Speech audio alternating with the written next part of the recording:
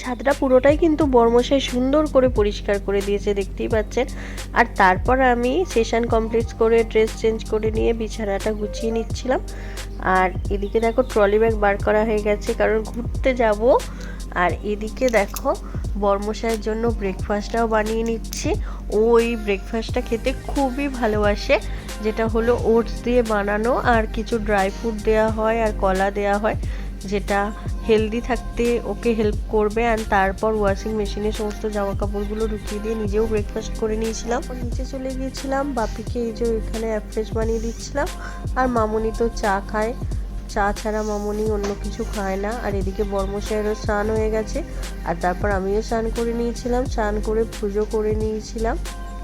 পুজো করার সময় আমি শাড়িটাই পরে থাকি, যদিও এই গরমে শাড়ি পরে থাকাটা অসম্ভব হয়ে যাচ্ছে, এতটাই গরম পড়েছে।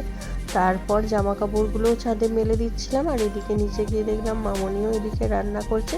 আজকে লাঞ্চে বেরোতে ছিল ভাত, পটল আলু দিয়ে ডিমের ঝোল, আর হিঞ্চে আলু ভাত দিয়ে কাঁকরোল ভাজা, শাক ভাজা, আর শশা আর লেবুটা তো ম্যান্ডেটারি। আর এদিকে বরং শামকে